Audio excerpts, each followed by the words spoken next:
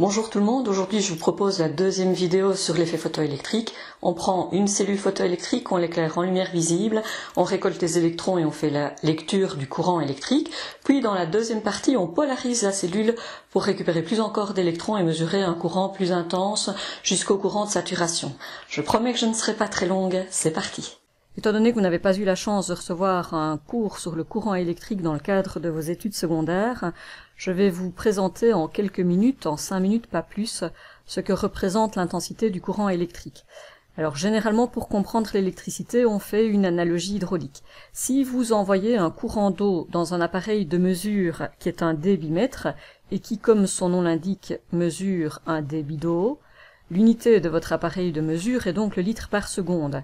Si vous envoyez le courant d'eau par l'entrée de votre appareil, alors cet appareil va mesurer un débit en un point et va vous indiquer une valeur positive en litres par seconde. Si à l'inverse vous décidiez de faire entrer le même débit d'eau par la sortie de l'appareil, alors votre appareil vous indiquera exactement la même mesure, mais par contre il va affecter cette mesure d'un signe moins. En électricité, c'est sensiblement la même chose.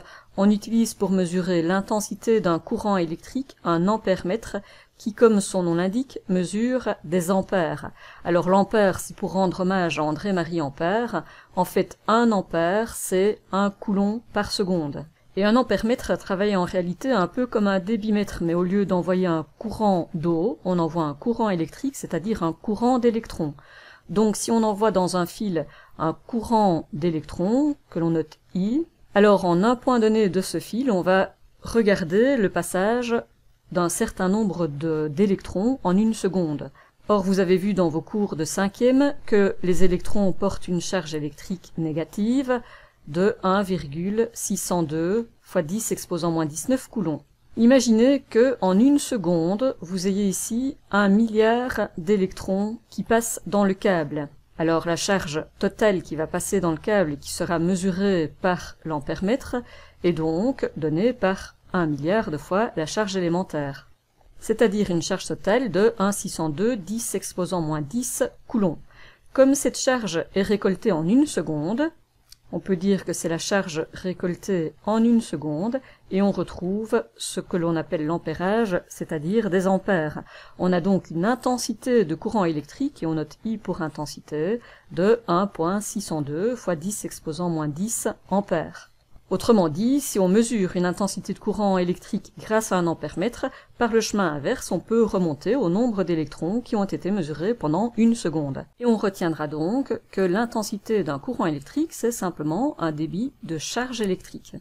Alors par rapport à l'ampère-mètre, il y a une petite subtilité que je vous explique de suite. Étant donné qu'en électricité, on aime bien faire l'équivalent entre le courant électrique et le courant hydraulique, on a dû inventer le courant conventionnel. Tout ça, c'est simplement pour que on ait l'équivalent d'une eau qui s'écoule naturellement depuis un point de haute altitude vers un point de basse altitude, et qu'on ait donc, par analogie, un courant électrique qui s'écoule naturellement d'un point de haut potentiel vers un point de bas potentiel. Du coup, on a été obligé d'inventer un courant conventionnel qui est exactement l'opposé du courant réel. Le courant réel, on vient d'en parler, c'est un débit d'électrons, c'est donc un débit de charge négative qui s'écoule dans un certain sens. Eh bien, au courant réel, on fait correspondre un courant purement imaginaire, qu'on appelle le courant conventionnel, qui est un courant de charge positive imaginaire, qui s'écoule à l'opposé des électrons. Donc il suffit de savoir qu'un courant réel, c'est un courant d'électrons dans un sens, mais qu'on imagine la plupart du temps que ce sont des charges positives qui s'écoulent dans l'autre sens. Et les ampères-mètres sont construits en fonction du courant conventionnel. C'est-à-dire que pour faire une lecture positive, exactement comme je vous ai expliqué avec le débitmètre auparavant, il faut entrer par la borne positive de l'ampère-mètre qui est son entrée, et sortir par sa borne négative. Si on envoie donc un courant conventionnel comme ceci, eh bien on fait une lecture positive. Ce que vous devrez savoir, puisqu'on est en train de travailler sur l'effet photoélectrique et donc sur les électrons, c'est que ce courant conventionnel correspond en réalité à un courant d'électrons qui circule dans l'autre sens. Et ça, c'est le courant réel. Donc un courant électrique d'intensité positive correspond à des électrons qui entrent par la sortie et qui sortent par l'entrée. Voilà, je suis d'accord que ça complique un tout petit peu les choses, mais en réalité il suffit de le savoir. Alors, comment faire le lien avec la vidéo précédente? On avait une plaque de zinc qui était éclairée avec des ultraviolets, et on parvenait à arracher les électrons et donc à les éjecter de la plaque. Que deviennent ces électrons? Bien, ils entrent en collision avec les molécules d'air qui sont rencontrées et donc on ne les récupère pas. L'idée ici, c'est d'aller un step plus loin et de récupérer ces électrons pour en lire le débit comme je viens de vous l'expliquer. Et donc, on doit retirer les molécules d'air parce que sinon, forcément, les électrons entrent en collision. Donc, on prend une petite capsule à l'intérieur de laquelle on a réalisé le vide d'air. Dans cette capsule, au lieu d'insérer une plaque rigide, c'est comme si on prenait une peinture métallique et on vient peindre la moitié de l'intérieur du cylindre. Donc on dépose un revêtement métallique à l'intérieur de cette capsule cylindrique. Et c'est ce qu'on appelle la photocathode, ou cathode tout court. Photo simplement parce que c'est elle qui sera éclairée. Et puis, tous ces électrons, on souhaite les récupérer, donc on doit les faire entrer dans un ampèremètre, donc on doit les faire passer dans un fil. Donc on va mettre ici un fil métallique devant le dépôt, et ce fil métallique, on l'appelle soit le collecteur, puisque son rôle est de collecter les électrons, soit l'anode. Et vous remarquez que ce fil est en contact avec l'extérieur via le câble vert qui est ici, et que le dépôt métallique est en contact électrique avec le monde extérieur via ce deuxième fil. Alors le métal n'est plus cette fois du zinc, c'est un autre métal qui possède sa fréquence seuil dans le visible. Et donc sur cette cellule photoélectrique, on est capable de réaliser un effet photoélectrique en lumière blanche. Vous voyez qu'au fur et à mesure que j'approche la lumière blanche de la cellule photoélectrique, on voit un courant électrique dont l'intensité augmente. Évidemment, j'obtiendrai une intensité de courant maximale si je bloque les faisceaux lumineux vraiment dans la bonne direction, c'est-à-dire de façon perpendiculaire au revêtement métallique qui est ici dans le fond de l'ampoule. Alors, quel courant lit-on? Vous voyez que l'ampèremètre est réglé sur 6 microampères fond d'échelle, ce qui signifie que le 60 qui est ici correspond en réalité à 6 microampères. Notre lecture à nous est comprise entre 0 et 10. Si vous regardez l'échelle, elle est à 7, ce qui signifie donc qu'on récolte un courant de 0,7 microampères. C'est donc 7 fois 10 exposant moins 7 coulombs par seconde, ce qui veut donc dire qu'en une seconde, nous avons collecté une charge totale de 7 10 moins 7 coulombs. À combien d'électrons cela correspond-il? Eh bien, on sait qu'il suffit de diviser cette charge totale collectée par la charge élémentaire apportée par un électron, ce qui nous donne 4 fois 10 exposant 12 électrons collectés en une seconde. Donc l'expérience n'est pas très compliquée, on éclaire la cellule photoélectrique, on arrache les électrons et on les fait passer dans l'ampèremètre. Ça, c'est la photo de l'expérience, je pense que c'est clair. Vous devez pouvoir relier ça à ce genre de schéma que vous retrouverez dans vos exercices. Alors je passe par un schéma intermédiaire. Il nous faut une source lumineuse, ici c'est donc le schéma d'une ampoule, qui envoie des rayons lumineux sur la partie métallique de la cellule photoélectrique. Ces photons vont effectuer l'effet photoélectrique, c'est-à-dire qu'on va arracher les électrons. Les électrons se retrouvent, je vous rappelle, dans la capsule ici qui est vide d'air, et vont se répartir partout dans la capsule et vont tomber, pour certains d'entre eux, sur ce corps conducteur. Les électrons qui tombent sur ce corps conducteur vont sortir de la cellule photoélectrique, entrer dans l'ampèremètre par la borne négative, se faire mesurer, et puis ressortir de l'ampèremètre par la borne positive, et retourner dans le métal duquel ils ont été issus. Donc on ne fera la lecture que des électrons qui ont été effectivement capturés.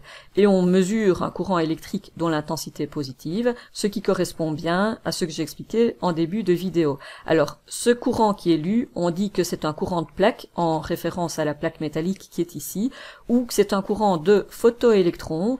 Les photoélectrons, ce sont simplement des électrons comme tous les électrons du monde.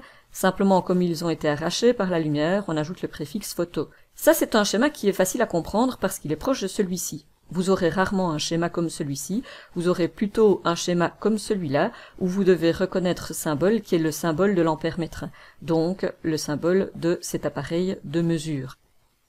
Deuxième step, on va un petit peu plus loin, on voudrait récupérer tous les électrons, puisque pour l'instant on ne récupère que ceux qui, au petit bonheur la chance, tombent sur l'anode. On voudrait maintenant tous les récupérer. Pour ce faire, on doit mettre une tension de polarisation avec un générateur de tension continue. Alors là, je vais vous expliquer quelques petites choses avant de commencer. Donc, dans notre première figure ici, les électrons sont éjectés, certains d'entre eux ne sont pas récupérés, d'autres parviennent jusqu'à l'anode et sont lus. Nous, ce que l'on souhaite, c'est récupérer tous les électrons. Ça veut dire que dès que les électrons sont éjectés, on voudrait qu'ils arrivent tous dans l'anode pour pouvoir être lu par l'ampère-mètre. Alors comment attire-t-on un électron? Bien c'est très simple, comme l'électron porte une charge négative, on l'attire avec une charge positive. Et donc on va venir polariser avec le terme des pôles, donc plus et moins, on va venir polariser l'anode et on va la relier à une tension positive. Alors comment fait-on? On fait ça avec un générateur de tension. C'est cet appareil qui va me délivrer une tension ici entre 0 et 30 volts pour cet appareil, et c'est donc une tension variable. Je peux ici modifier la tension que j'applique effectivement à l'anode. Donc, je veux attirer des électrons négatifs. Donc j'ai intérêt à ce que cette anode soit positive. Donc je vais la connecter électriquement à la borne positive du générateur de tension. Attention, quand je parlais ici des bornes positives et négatives, ceci c'était juste un appareil de mesure, donc il ne me communique aucune énergie. Ici c'est un appareil qui va me donner une énergie. Une tension électrique se note généralement U et se mesure en volts, en hommage à Alessandro Volta. Qu'est-ce qu'un volt? C'est en fait un joule par coulomb. Donc, quand on apporte une tension positive, on apporte une énergie aux charges. Donc, cet appareil est capable d'attirer des charges électriques. Et donc, on va attirer les électrons. Évidemment, si on fait rentrer des électrons dans le générateur, on ne peut pas accumuler des charges, donc on doit en faire sortir une quantité équivalente. Donc on va ramener les électrons par ici, les faire sortir par là. Les électrons vont donc entrer dans l'ampère-mètre par la borne négative, se faire lire et ressortir par la borne positive pour, au final, rejoindre le métal duquel ils ont été issus par effet photoélectrique. On fait bien entrer des électrons par la borne négative et les faire ressortir par la borne positive. On lira une intensité de courant positive. Alors ce schéma est encore un petit peu trop modélisé, vous aurez en fait à lire quelque chose de beaucoup plus schématique. Un générateur de tension, ça se représente comme ceci, avec une borne positive, une borne négative.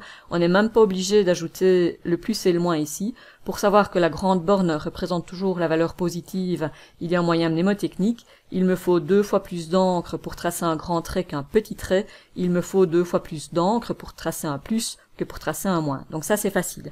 Et comme la tension ici est variable, généralement on met une flèche comme ça en travers du générateur.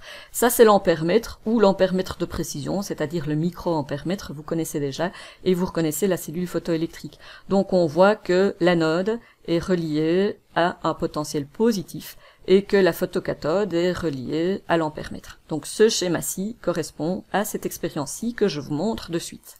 Dans un tout premier temps, j'éclaire la cellule photoélectrique avec le faisceau lumineux perpendiculaire à la surface métallique de façon à ce que un maximum de photons parviennent à cette surface, et on voit qu'on fait la même lecture que tout à l'heure, c'est-à-dire 0,7 microampères. Dès que j'augmente la tension de polarisation positive, qui est donc appliquée ici sur l'anode en face de la cathode, on voit le courant de photoélectrons qui augmente, c'est-à-dire qu'on collecte de plus en plus d'électrons arrachés par les photons, ce qu'on appelle donc des photoélectrons, et on voit que ce courant peut sans problème atteindre 6 microampères, on pourrait même aller au-delà avec des tensions de polarisation plus grandes encore.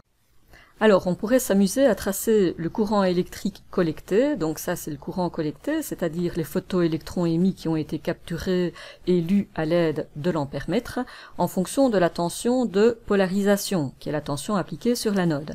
Cette partie négative, pour l'instant vous ne la considérez pas, on en parlera dans la 3e vidéo. Quand le potentiel de polarisation est nul, c'est-à-dire que je ne mets aucune tension à l'anode, on fait une lecture de courant collecté qui n'est pas nulle. Rappelez-vous, ce courant collecté est alors environ de 0,7 microampères. Si j'augmente progressivement la tension de polarisation, alors on voit que le courant collecté est de plus en plus grand. C'est logique, en fait, dans la cellule photoélectrique, les photons incidents arrachent beaucoup d'électrons. Dans un premier temps, on en collecte quelques-uns seulement, ceux qui arrivent au petit bonheur la chance, sur l'anode.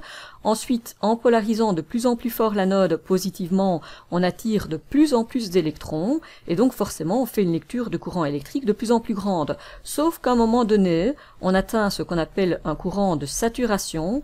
On peut encore augmenter la tension de polarisation de plus en plus fortement, le courant électrique, lui, n'augmente plus. Eh bien, à ce moment-là, je sais que tous les électrons qui ont été arrachés par les photons incidents sont entièrement collectés. Et je peux donc mettre plus de tension positive, ça ne sert strictement à rien puisque il n'y a plus d'électrons à attirer, je les ai tous attirés, je les ai tous collectés, c'est donc le courant de saturation.